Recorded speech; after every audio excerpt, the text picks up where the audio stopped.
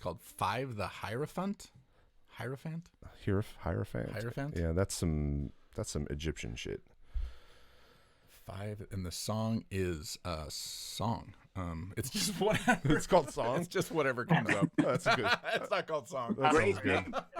Yeah, great name. So I'm gonna tangent real quick before we listen.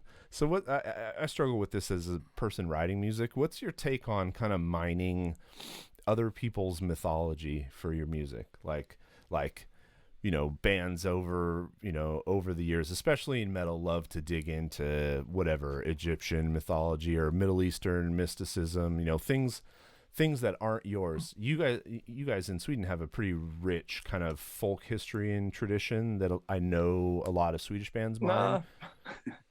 Yeah. The thing is that has been hijacked by the skinheads a long time ago. Of course. Or it's like, it's political, basically. And there's some bands that still do it, and they do it, I think, in a pretty good way, but it's not for us, really. Yeah. And we're not that big on like storytelling in that sense. So it's basically just based on like feelings and moods instead. Yeah. Yeah, that's certainly one way to avoid it. The other way is kind of what a lot of bands do, which is to get into, science fiction or outer space or made up fantasy so that you don't have to, infringe on other people's history. It's like, it's something that I think has been sort of thoughtlessly done, especially in metal for a long time. Is like, oh, I'm really into the Incas, so I'm going to learn. I'm a white guy in San Jose, but I'm going to really steep myself in the traditions of the Incan traditions. Incan traditions. Write an album about it's it. like, should you really be doing that? I don't know if that's. Well, there was a book that came out a while ago called here it is. Here's the first one of me forgetting something. It was called The Hipster Handbook. Oh, okay. And it was how to identify all the different hipsters. Yeah. And one of them was called a Cherahonky, which is like that white person that gets really into Native American culture and has like wolf paintings everywhere and like dream catchers all over their house. The Cherahonky. Well, look, it's dark as fuck. But one of the, growing up in America, one of the things that white people love to do is say, "Oh yeah, my grandpa said that we have some native blood," and then run with that as if it's part of your identity. Unfortunately, like 23andMe and Ancestry has blown a giant hole in everyone's ability to do that because they can actually like kind of check for it. Prove it. Didn't you have a funny story about that, like someone investigating the relatives way back? That it was my grandmother actually. She started to discovering things, and she called it like every week and told us new amazing stuff about our family back in the 16th century and stuff. Oh wow. And then suddenly she didn't call anymore. We kind of asked her, "Hey, Grants, anything new there?" "No, you shouldn't keep doing that." Let's not talk about that anymore. And then a few years later, my mom said, "What was that?" So she started digging. And she did that for a few weeks, and she called back and said, "I discovered this and this." And then after a while, the call stopped. Wow. There's So I some asked, "Come dark on, shit going what on is in it?" your family. Let's not talk about that. Yeah. You don't want to know. You're ahead of us. So there was no more talking about. I guess I will do the same thing in like 25 years. Yeah, you're gonna have to start digging in. Oh no, if you just activate like for 1 month the paid Ancestry.com subscription, you'll find it in 10 minutes. It's all. The more people who do it, the more well documented it is. You'll get. That's amazing. There's going to be a Kingslayer somewhere. I'm related to Russians and Germans that went to Asia and killed people left and right. So, it's there. And it's funny because this came up in Max's episode, but the Sami people in Sweden and in all of Scandinavia, like didn't, you know, other than maybe some caricatures and Christmas stories, didn't really know anything about it until we saw Frozen in Frozen 2. Yeah, Frozen 2. Yeah, exactly. and like my daughter at the beginning of the pandemic is like, I'm gonna learn Swedish. I was like, why? Where did this come from? And part of it was from Frozen 2, which was an interesting. I don't know if you guys. If you don't have kids, I hope you didn't. Yeah, see it. we do have kids. Okay. And we've seen Frozen too. Yes, You've seen it. It was And a a lot of other movies. Oh yeah, yeah. every Disney movie. Same. Yeah, it was an interesting attempt to kind of like not do the traditional version, not make Pocahontas again. I think is really what Disney was attempting there. Not knowing much about the history. I don't know anything about, you know, how well done it was, but it certainly was not the usual Disney attempt at dealing with the native cultures. All right, No. poor Five the Hierophant here. I know. Jeez, talk about a sidetrack. Well, I mean, the one that always comes up to me is Iron Maiden. They mine the shit out of the imagery and stories of all kinds of different cultures, and it's like, I think Bruce is actually a quarter of every culture. He's got a little bit of every. Bruce Dickinson. Yeah. Bruce Dickinson. He's a little bit of everything. Who can trace himself back to Egyptian. He was a tail gunner in the World War II. Actually, my grandfather was a tail gunner in World War II. Yeah. So was his name Bruce? No, his name was not Bruce. His name was Harold. Harold Dickinson. But he was a tail gunner in bombers over North Africa. So, and maybe I can write that song. Yeah, you can write that song. All right. So we're eventually going to listen to this. Sidetrack over. We're going to listen to Queen over Phlegathon. Phlegathon? Okay. All right, guys. We're not Five the Hierophant. When we tag you and then you watch this and listen to this, we're not making fun of you yet. Sorry. All right, here we go.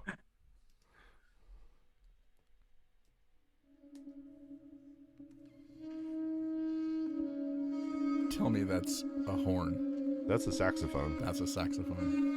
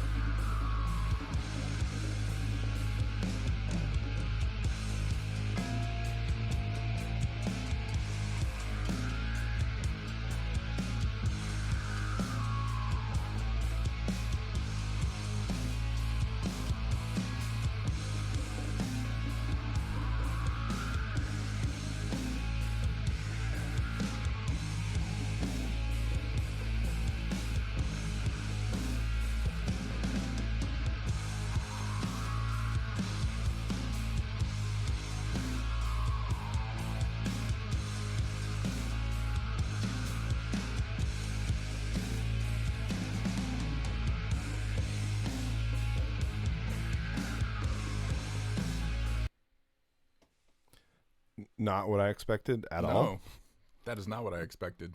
It's kind of cool. Yeah. I liked it. Yeah, I was just listening to this. Well, first of all, I always look at the tags after I start listening to the song. Jazz metal. Jazz metal. That's a good one. I don't know if I've seen that one yet, but so we got we have a normal band set up, and then also a bunch of other instruments, including horns, violin, Ragdung, which is new for me.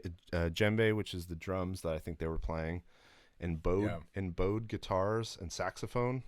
Interesting. So very different. I liked that. That must have been djembe. That was the djembe. I was thinking it was the bongos, but it was kind of cool how that sort of layered throughout the whole song. Well, for the 2 minutes we listened to. Yeah, for the 2 minutes.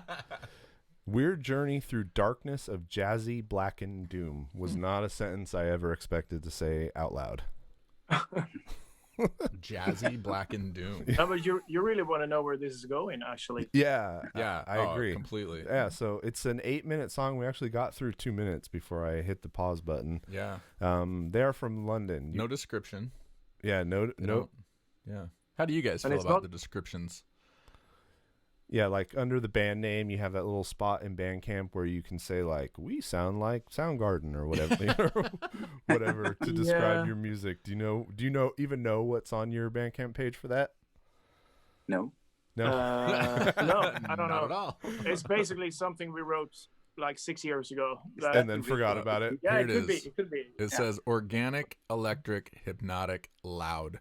Yeah, This is Domcraft. As you say, another way of saying monotonous and not going anywhere. Yeah. No, that's good. No, it's good. I like that. I mean, since you've already said you guys are kind of writing about mood and feeling, then that's the perfect way to describe it. Yeah. Yeah, I want to hear a little bit more of this. Should I scoot forward or should we keep it going from there? It's 8 minutes. We're not going to get through the whole Maybe thing. scoot it forward. All right. Yeah, let's scoot it forward. If it goes somewhere bonkers, then we'll go back. Yeah. Nope.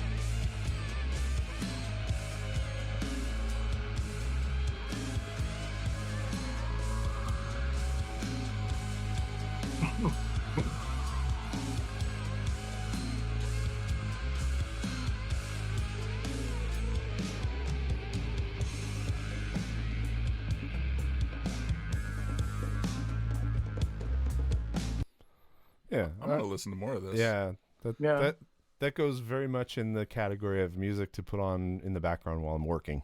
Yeah. Or, exactly. Or doing manual labor. I'm sort of interested in hearing the vocals, if there are any vocals on this. Yeah. I don't know if there are. Let's see. I'm guessing it's instrumental. Heard it. Sample.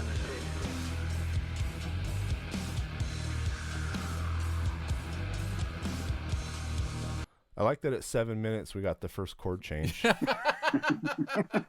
We really respect that, you know. I had a feeling you would. Yeah. Oh man, these descriptions are killing me. I mean, when you inspire people to this kind of writing, I think you're doing something right. Imagine circus containing mammoths and reptiles coming to your town. This is the music the clowns would play during circus's trip over the world. Jeez. It's like, yeah, kind of. Yeah. Actually, we've listened to a few things where I was like, you know what this kind of sounds like is a Cirque du Soleil show. Have you guys ever seen a Cirque du Soleil performance? We're familiar with it, but we haven't seen it, though. Because the band is always like world music and jazz capable, but then when they get to the darker parts of the show, they do this kind of sort of heavy thing. Metallic stuff, yeah. Yeah, a little bit, but still with these other instruments in the background. This is for sure like the freakiest Cirque du Soleil show soundtrack that I've ever heard. All right, so what does this guy say? Imagine a 20th century orgy between Monster Magnet, Butthole Surfers, God Machine, Morphine, and Gore. Actually, that's funny because, I mean, Monster Magnet and God Machine are two of the like influences that we usually state when someone asks us. Yeah. So. Interesting. But I'm not really sure if I buy that description of what we've heard this far. Yeah, that was a listener, not the band themselves. So you can. Yeah. You can just the morphine part. You can understand. Yeah, the morphine morphine part, but part that's for sure. basically because they have a sax. yeah. Yeah, exactly. I feel like if you guys Any are, band with a bass and a sax, morphine. I feel like it would actually be a good matchup for you guys if you guys played in England. Yeah, sure. Like I would watch that back to back. Oh, 100%. For sure, and it would be different enough, but also make sense to the same people. Yeah, that's cool. All right, Good job, Five the cool. Hierophant. all right. Now It could be super cool live too. yeah, I can imagine. absolutely. Yeah, I wonder how many people Sounds they like have a on stage typical- with them. They should play Roadburn. It feels Yeah. like they have yeah. all of the components that you want for Roadburn for the past years. Yeah, for sure. Absolutely. It was funny. I actually, since I've never been able to physically go to Roadburn, I didn't enjoy that Roadburn didn't happen, but I did enjoy that I got to watch all the performances that I wanted to watch. And it is a really, really like out there eclectic mix of music for such a major festival. Like everyone sort of bought into Walter's vision and just sort of trust him and his collaborators to introduce them to fucking weird music, which I love. I mean, I think that's so cool. Well, you know, one of the bands that we fell in love with over the last few years is Zeal and Ardor. Yeah. And, you know, Roadburn in the Chapel was Zeal and Ardor's first live show ever. That makes sense. Yeah. So, all right. What do we have next? El Chivo? El Chivo. El Chivo? You're already on that page. The Chives. You gotta go to the wish list. The Chives is a really great band, by Chives, the way. The Chives. El Chivo. The Chives. You said El Chivo, and literally I thought of the like garden box in my backyard that has chives growing right now. It's like, chives and a baked potato sounds pretty good. That's hilarious. All right, El Chivo. All right, let's do it. All right, what do they want us to listen to? Ayahuasca. Ayahuasca. All right. Oh, I wonder what this is about. I don't know. I feel like you guys are in a good place. It's like past 8 p.m. your time. This is early in the morning for Five the Hierophant and Ayahuasca. All right, here we go.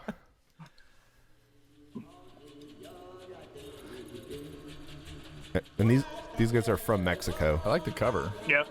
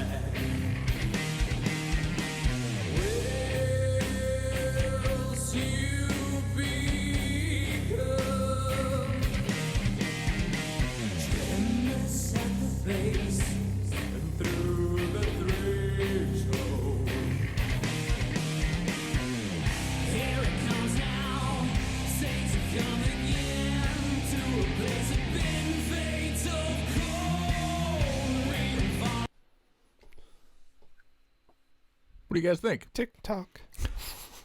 It's a familiar production, sort of. Yeah, it sounds like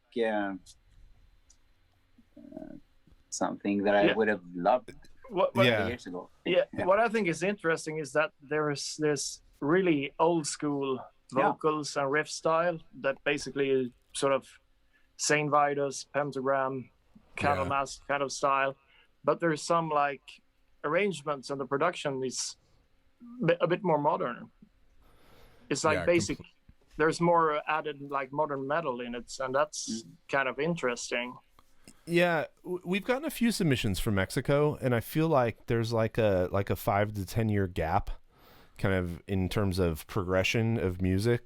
So there's like they're really into stuff there that we sort of got past already, but they're producing really cool versions of some of that stuff. Like those riffs I've heard. I couldn't think of what song or songs it was, but it was like I've heard this song. I've heard this song before. I don't remember what it's called, but not necessarily in a bad way. Yeah, no, not at all. I mean, it sounded cool. The tones were really cool. The guitar had a cool tone. Yeah, I mean, I'll give them credit for one thing that I always have to give credit for, which is creating space in the mix for the bass player, which doesn't happen as much as it should. But I understand producers. It's hard to do. I get it. Yeah. I know we're competing. You have to stand your ground. I'm telling you have to stand your ground here. You do. I know we're competing for frequency with the all important. You're not getting anything for free. You have to fight for it. Yeah, the engineer, the producer is like, well, you can hear the toms or you can hear the bass. Great. No, that was good. It didn't blow me away, but I liked it, and I mean. I'm always excited to hear anything good from other parts of the world. I think we, especially South America, I feel like, I think it's pretty well understood in heavy music that like, yeah, there's a lot of great bands all over Europe. But that was the opening track too. Yeah. I mean, the rest of it can be faster, I guess. Yeah, that's a good. Yeah, jump to something. Yeah, let's listen. Like a song like Night Queen, which to me sounds like it would be a Guns N' Roses song. Let's hear what it sounds like. Night Queen could be a Melvin song. Oh, yeah. Or a Melvin song. Yeah, different content.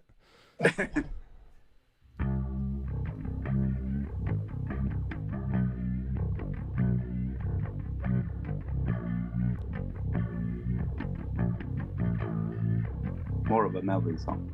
Yeah, there we go.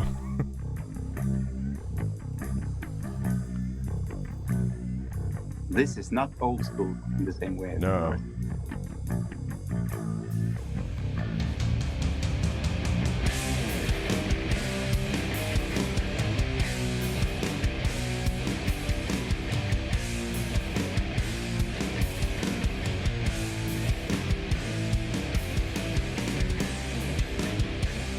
There is a King Basso vibe. Yeah, what about? Yeah. I like it.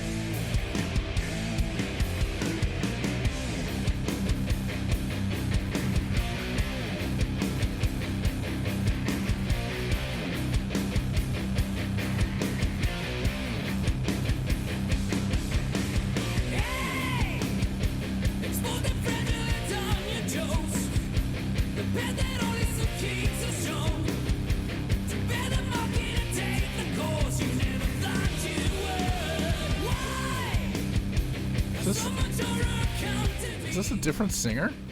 No, I don't think so. Huh. I would say the Melvis reference wasn't that off. No, not at all. Until Sebastian Bach started singing. No, I liked it. I think Buzz can do that kind of singing, and also. Yeah, for sure. No, that was good. That was a lot of chorus on the bass. It was. It's like I want to sound underwater. It did sound underwater. It's cool. There's a little aquatic sound. Yeah. Oh, look! I have the most bonkers chorus pedal in the history of time, made by a little builder called Iron Ether, and it's a 4-voice chorus and detuner that can sound like that's like the lowest setting, and then if you crank it, it sounds like completely bonkers. So I'm a fan of the chorus, and I think that was used well too. No, that was good. All right. I'm glad we listened to another song. Yeah, that was good. Good job, El Chivo. So let's check these guys out. So here's our fun game. See, now they named this. It's funny when you do this, and I've been guilty of it. A project by Marco Gil, member and founder of Maligno. as if everyone knows who Maligno is. Maybe in Mexico. In Mexico, hopefully they do. I don't know who they are. Makes me. We don't know who a lot of people are. Makes me curious, but can you guys see the screen pretty well? Yeah. So who plays what? That's the fun game. Well, singer. I'm pretty sure the vocalist is. Yeah. He's that guy. The bass player is the tall guy in the back. Tall guy in the back. That's the drummer. That's the drummer. Yep. And then that's the guitarist. That's the guitar player. Are we? You and I are unanimous. Yeah. I sort of agree. Yeah. What's your take on taking band photos? Do you hate it or do you really hate it? I think. We do really hate it. Yeah, we do really hate it. We do. Oh, it's the worst, man. I mean, it's always when the label or someone asks about band photos, it's like we've got them. Yeah, but those are like 4 years old. Those are old. Yeah, but we don't change that much. We just get a little bit older for every year. It's not going to get better. Yeah, please understand it's not getting better. The photos will not improve. We do not argue a lot, sometimes around mixes, but when it comes to band photos, we argue a lot. Oh, yeah? Yeah, basically. But, I mean, I also think that it's sort of... it's a dumb thing to argue about, really. If someone wants to take a photo of you and put you in a context somewhere, you just do it. Yeah. It doesn't really matter. Yeah. We're not going to look cooler than we are anyway. It's nothing. The only way to do that would be to not show us at all, really. Yeah, that's been my tactic for sure. Just nothing. The types did look cool, though. Yeah. We have one good set of photos that I really like, and it was from a day where a photographer came in and shot while we were in the studio recording, because then you just have good natural moments. But man, the four of us stand up and pose, and it is a fucking shit show. That's scary. That's really not your comfort zone. No, exactly. All Okay, right. this is our Bandcamp pick. So one of the other things that we do, this is not a band that submitted, but sometimes we just dig into Bandcamp articles. Bandcamp writes a ton of great articles exposing like sort of different artists and different genres. So this was an article that they did on this guy named Body Meat. Ooh. Body Meat's unhinged pop footwork fusion, celebrating life's outsiders. So, I mean, Philadelphia, And all of this is like a really lame attempt to get Bandcamp to sponsor. Yes. Not really. Hasn't worked yet. But we keep trying. No, they really do really good music journalist work. Mm-hmm. I think maybe they're doing better work than maybe anybody else out there. As evidenced by, I get home from vacation, I have the latest issue of Revolver in the mail. And I started flipping through, well, first of all, it's 2021. Does Revolver need to write an article about what Evanescence is up to? No, they don't. No, they don't.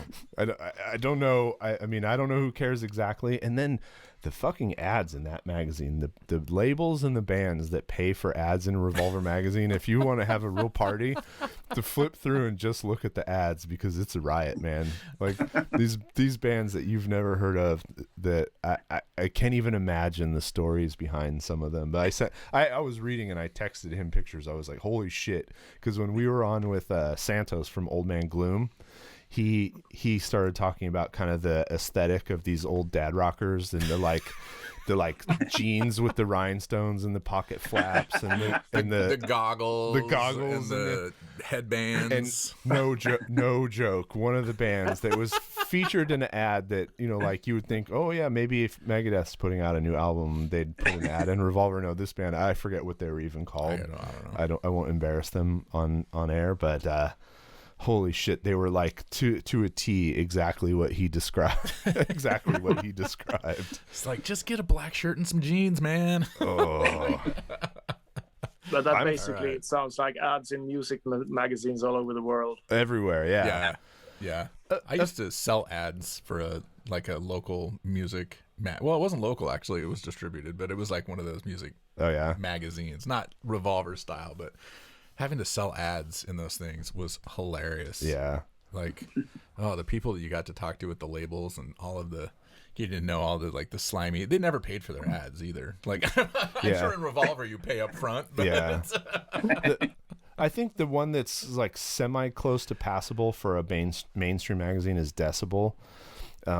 You know, they at least some of the ads are relevant and not embarrassing, but then Decibel's sort of like a cool kids club, and I think that the advertisers, I think, I don't know for sure, but I feel like they have overall deals that are like, we'll give you an ad, we'll write a story about, you know, we'll feature you and whatever, so you end up with a mix of good and bad. But Revolver, man, that was hot trash. All right, so I'm fascinated by this the year of the Orc EP by Body Meat. Yeah. If I saw that in a headline, I'd go, I'm going to listen to that. Oh, for 100%. sure. Yeah. It's described as mutant pop or hyper pop. All right. So we'll see what that means. So Twigs, is that what we want to listen to? Ultima. Ultima. All right. That's the song that they wrote about. All right. Make sure my volume's up.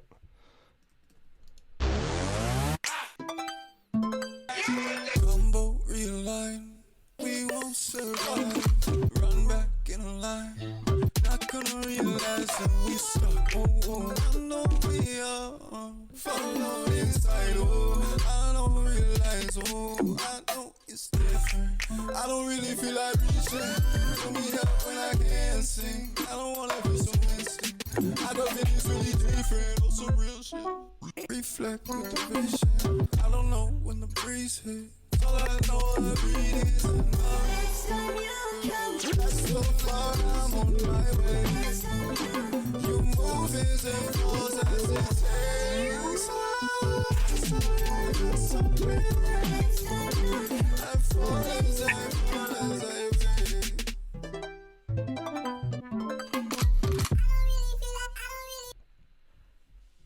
That's really cool. I don't know if I can listen to that for like a half an hour straight. It gives me tremendous anxiety listening to that. It's like a really watered down version of Aphex Twin or Square Pusher, something like that. Yeah. Yep. Yeah. It's I also, yeah. the thing is Go that ahead. all of this auto-tune thing seems to be like the standard for modern pop music for the past at least 5 years, maybe 10 years. That sort of makes it difficult for me to sort of hear a difference between different bands or singers. Almost like It's just one sound in different songs. It's not like you can't really hear the artist anymore. Yeah. Certainly the arrangement and the music side of it had a strong personality. But the vocals just were like, yeah, whatever. Well, it almost sounded like he recorded his vocals and then turned them into samples, and then used those vocal samples as, could be. It was weird. Yeah, or but like I've always been impressed by breakbeat. I mean, just being able to write music like that, and I've been working a lot trying to understand it. Never became my thing, actually. Yeah. I could. We did listen to Aphex Twin for a while, though, Bouncing Ball and stuff like that. But I mean, I could not listen through the, what was the name again? The Year of the Orc EP. I don't think I could do all the songs. You know? Body Meat. it's like, what's the theory? Like, if you take enough Xanax, that's what you need to listen to like have energy. Really? I don't know.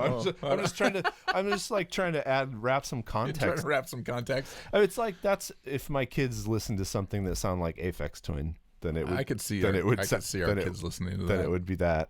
I'd worry It about did them. not sound like something called the Year of the Orc, though. No. I mean, No, not at all. Year of the Orc could be like a Manowar thing too.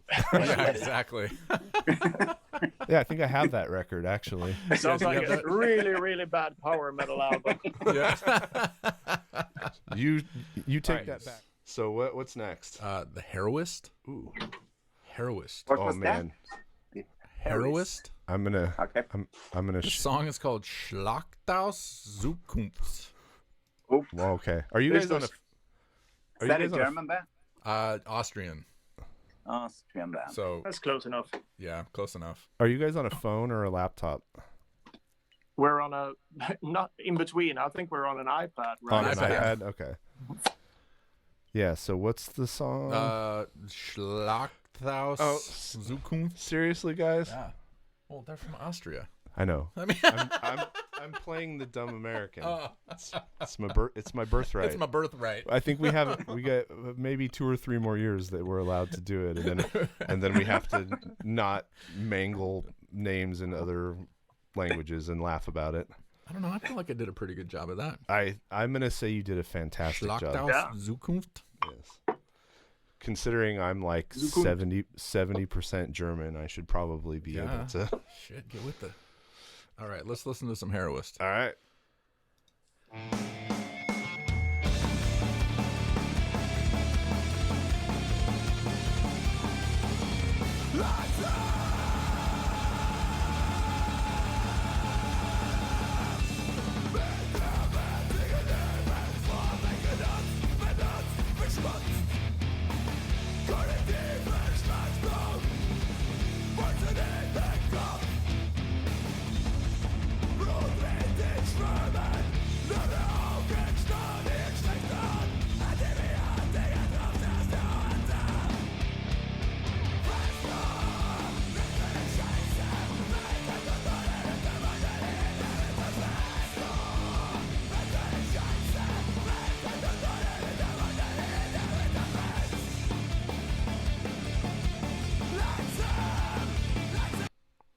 We're getting in some hardcore territory. Yeah, I'm gonna let you comment on that one.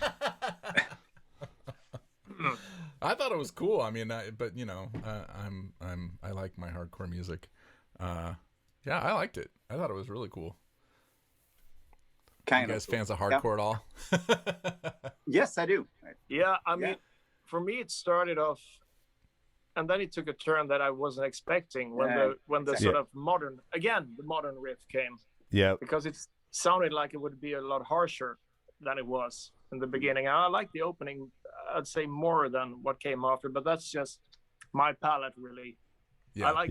I like when it's sort of unhinged more. Oh yeah, gotcha. Yeah. Well, they're big enough to have 6 different vinyl colors. 6 different vinyl colors. Look at that. So I actually really appreciate that they're singing in, Austrian, German. I wonder if the song titles that are in English are sung in English. What's your guys' take on singing in English versus not? I actually really enjoy when bands sing in their native languages myself. Yeah, me too. Yeah,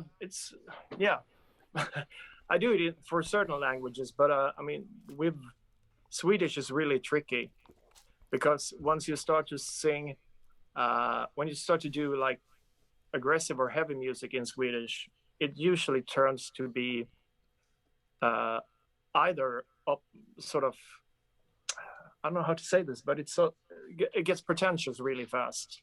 Oh, but interesting. And the other way is that it sounds like D-beat punk. But that's the good thing. I mean, in punk rock and hardcore, it's hand in glove. Yeah, exactly. But for other genres, I guess it can be kind of difficult. Yeah, I mean, there's really few bands who sing like metal in Swedish, and I think there's a reason to that. I mean, if you would have a power metal band singing in Danish or something, it would sound stupid, I guess. Yeah, but but if you, I mean, for the punk scene, it's Danish is easier than Swedish, I'd say, because it's rounder language. Swedish is so like so many consonants in the language. It's so hard. Oh, yeah. It's funny because that makes sense. I was gonna say, I get it because it's kind of a round language because I think compared to English, it is very round. But then, but then I understand that there are languages that are even more so. Yeah. It's funny when we had Armand on. Oh, Armand. He was saying how Spanish just works so perfectly with hardcore and punk. Yeah, it does. And just like you were saying, like I wonder, there must be something about different languages that just work with hardcore and punk and not in metal.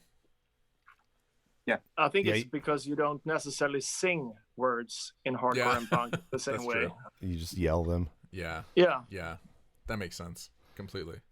Yeah. No, that was cool. I'm gonna throw on one of the songs with an English title just because I'm curious, and also they strike me as interesting because that song that we were listening to is 2 minutes and 45 seconds, which makes sense. That's a hardcore track. But they have songs over 4 minutes. Oh, interesting. So let's hear now Heroist / Tree of Life. Ooh. Which Okay. it would be a weird title for a song that sounds like the song we just listened to. Yeah, right. Well, Heroist, maybe not. I am the Heroist. All right, here we go.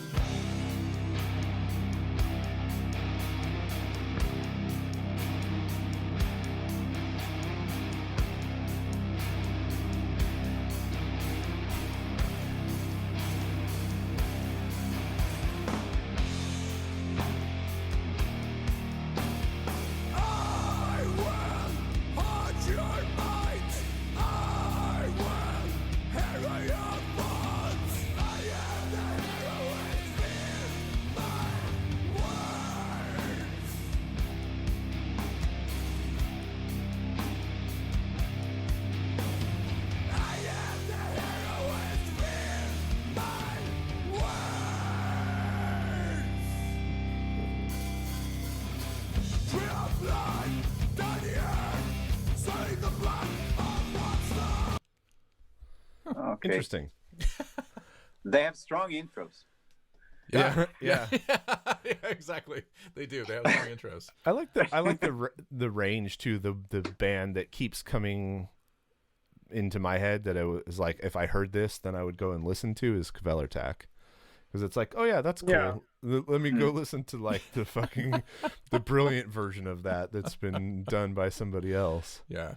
I was not expecting like when it picked up there like a minute in. Yeah. That's not what I wasn't expecting like a doo-doo. You mean- But that was the Tree of Life part. You have to. Yeah, That was I a think tree. so. Yeah, that was a Yeah. tree of life part exactly. Yeah. Yeah, that's hardcore. So I don't know if that last song was necessarily hardcore, but well, what's yeah. what's the Black Flag album that everybody says is the beginning of sludge? Oh yeah. My War. My War. Yeah, when they slowed down. Yep. Yep. Um, Exactly. So apparently Karakorum is a mountain range. Please tell me that it's a mountain range in Austria. Has to be. Further to our discussions about has to be. appropriating culture Yeah. for music. There are like a million mountain ranges in Austria. Yeah. Yeah, I'm sure. No, it's in Mongolia. Oh, okay. So these are relatives of mine apparently. Yeah. Oh, jeez. Funny how that. Shit. Oh, Facebook! You got a notification. All right. Oh, hey, look at that. Notification was Heroist. no, the notification was a message from Pete Holland from Elephant Tree, who's gonna come on as a guest. Oh, nice. Friend of ours. Tell him hi. I will actually. Talking to the Martins right now. Yeah. Yeah. Talking to the Martins. Yeah, no, he's awesome, and I'm glad he just messaged to say, "Oh, I actually started listening to the podcast, and I really enjoy it." Nice. Yeah. He's a super easygoing guy. Oh, we met him at Psycho. at Psycho, and then our good friends are in a band called Broom, and they toured a little bit with Elephant Tree when they played Desert Fest and did a little run in Europe, and so got to know them a little bit better. The last was on Magnetic Eye, right? Yeah. Oh yeah, the last Broom Rabbits is on Magnetic Eye. Yeah. So label mates. Label me. Have you had a Yeah, chance exactly. to meet them or talk to them yet? Not Broom, no. If you just the very first episode we did was Susie, who's the singer and bass player, and then we had her back for the 6-month anniversary.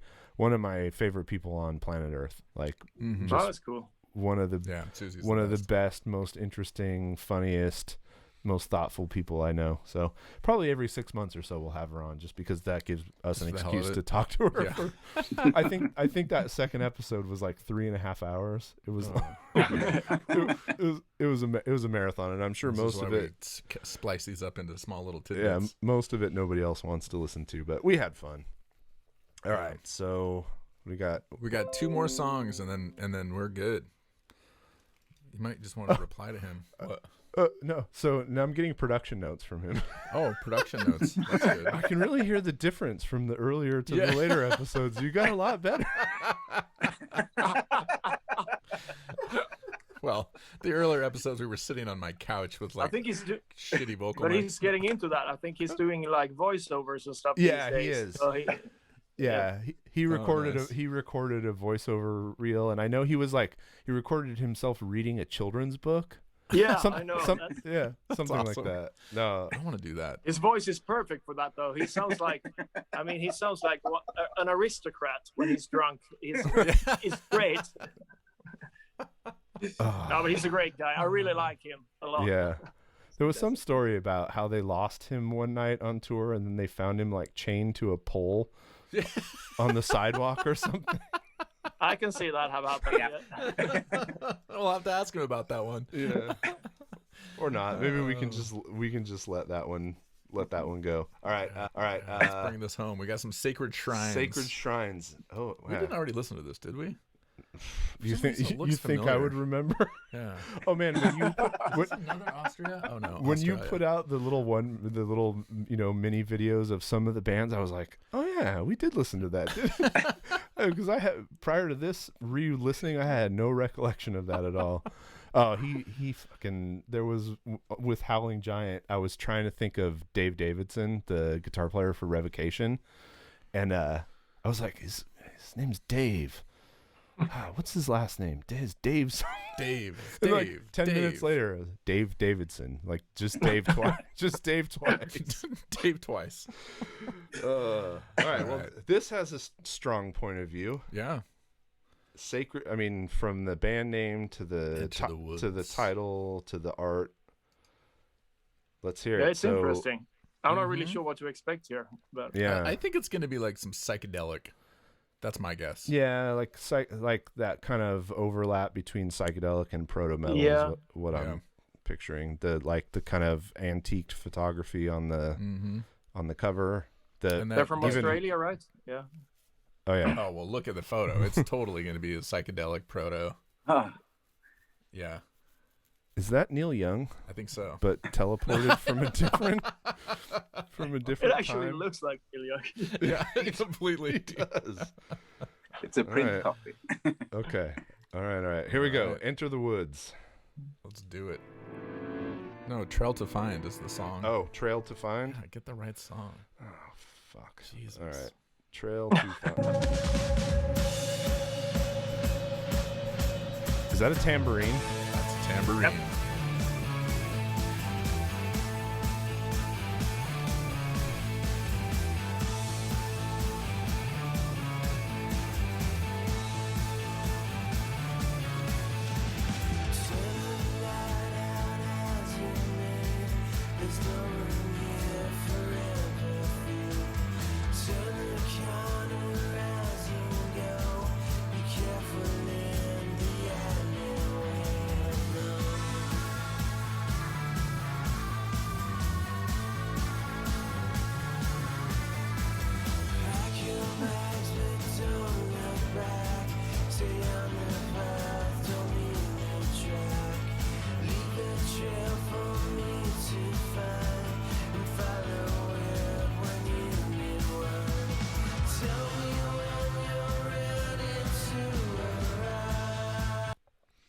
I like that.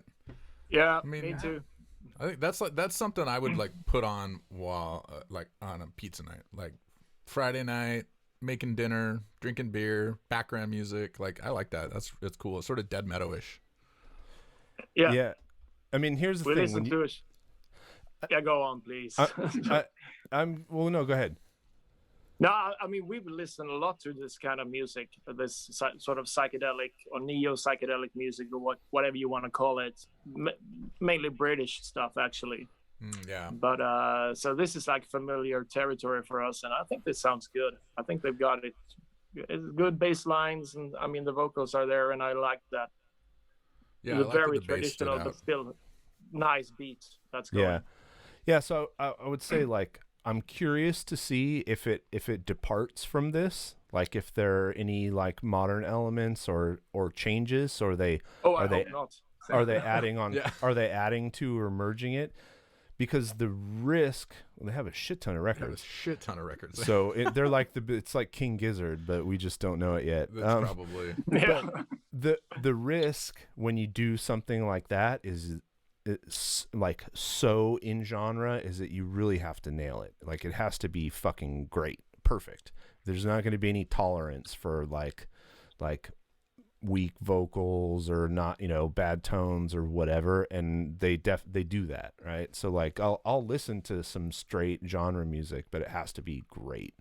If it's not going to be interesting in some other way and not going to sound like something I haven't heard before. a lot of these are actually singles. But yeah, so I think they were really good. Oh, I'm into it. So do you know who sent us that? I have no idea. We get a bunch of Australia is very active for some reason. We get a lot of bands, and so far it's been mostly like mostly noise, like noise rock, like post grunge, but stuff. like really good stuff. Really great bands. Yeah. This is the first kind of. I wonder if there's a psychedelic movement there, and I also wonder if there's public funding for the arts. Yeah, this came from But Purple Sage actually. I do know that ABBA was huge in Australia, so the thing about like harmonies and stuff could easily be heritage, actually. Yeah. Are you guys King Gizzard fans? The things I've heard have been good. They're all over the place, but I like that. Yeah. I have friends who are fanatics, but I haven't been able to sort of dive fully into them yet. Yeah, they just did a like streamed live performance on YouTube that was like their third full microtonal set, and I think it's still up on YouTube. I highly recommend it. It's because I think what they do so well is kind of an interesting mix of why I love a band like Domcraft or like King Buffalo, but also why I love really wild progressive complex music, and they sort of make the complex really listenable. They hide the complexity a lot. There's a part where the two guitar players both playing microtonal guitars are playing harmony leads and in one time signature, and then singing harmonies in a different time signature at the same time. And it doesn't sound like that. The average listener would listen to that and go, oh, that sounds cool. But they would have no idea the kind of like fucking wizardry that has to happen in a person in order to be able to do that. Yeah. And I that's like, they grew on me. It took a while. But now I'm like, I'm deep in the hole. You went deep. And I mean, as a musician and a, person who's been in the studio and, been in lots of bands, the fucking output is bananas. Like, I don't know how, I know that's all they do. I sort of feel like they probably live a life like a collective, that's how I picture it. It's all in a big house. I think they all live on the same street, someone said. But that's what you have. Makes sense. That's what you have to do if you're going to put out 5 records a year or whatever, whatever it is that they do. I wrote this cool riff. Come over now. They sort of feel like some sort of like kindred spirits to a band like Motorpsycho, if you've heard them. Yeah. From Norway. Yep. They also have this really varied output, and it's always super musical. Always. Yeah. You don't really know how they're able to sort of construct the songs, but it's really interesting always. Mm-hmm. Yeah. The thing that I was most impressed by is like I can picture the crowd at a King Gizzard show, and that's probably part of their success, because it's like part Coachella, part like straight metal heads, and then everybody in between. And so usually when that's kind of your appeal in music or in metal specifically, and then you put out, say, a thrash record, or say they put out a black metal record, the thrash community, like thrash fans, actually love the King Gizzard thrash record, which I think is sort of an unprecedented, because like they don't have the white Reebok high tops, and they don't have like the thrash costume at all that is so much a part of that scene. But somehow they still got away. I would love for them to write and put out a black metal record and see what happened to the true the true black metal cult what they would think of it. I think that's one boundary they wouldn't be able to get over, but who knows? That one is harder. I mean, the thrash one they did, you could actually feel that they rooted in it. That they actually had a love for the music, which is why it works. But I agree, black metal is a bit more tricky. It'd be a hard one to pull off. Even just like a old school death metal record. Yeah, we got one more song. All right, and then so this is a band called Super Void. It's that guy that listens. It's the other guy that does the blind listens. No, he doesn't do blind listens. The old composer, Jeeves. Yeah, Jeeves. I wish. So Super Void song is The Acceleration of the Universe. Okay.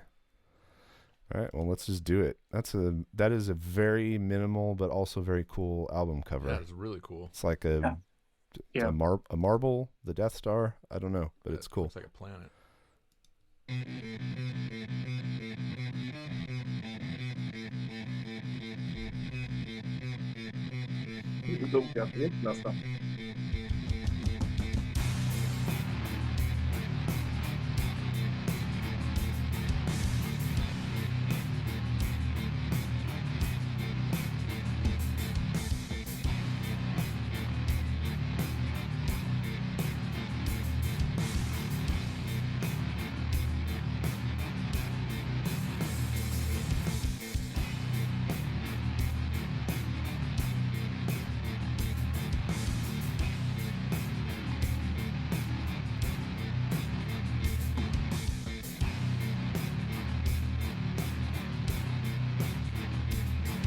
This is great. Yeah.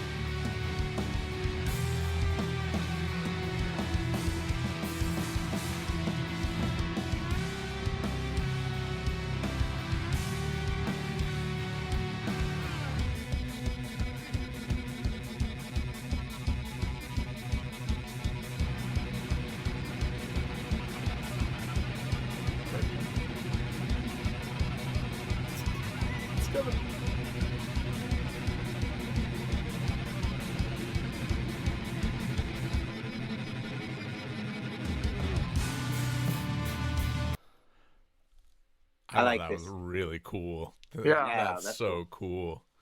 It's Italian, right? Yes. I'm going to guess. London. Eraldo Bernocchi, Xavier Irando, and Jacopo Pierazzulli. Yeah, it sounds like a bunch of Italians that live in London. Yeah. So the description calls out, it's no vocals. They opted to use a cello for the main melodic lines instead of a vocalist, and then there are some songs. This isn't even out yet, so that's the only track that's available. Yeah. Otherwise, we'd listen to it tonight. Yeah, for sure. That are quieter baritone guitar and cello pieces. I'm really curious to hear the rest of this. That was cool as shit. This is super interesting, actually. Yeah. Was that repeating that was that an actual guitar, or was that just like a sample? Sounded like a keyboard to me, or a sample, or a tremolo, something like that. That was really cool.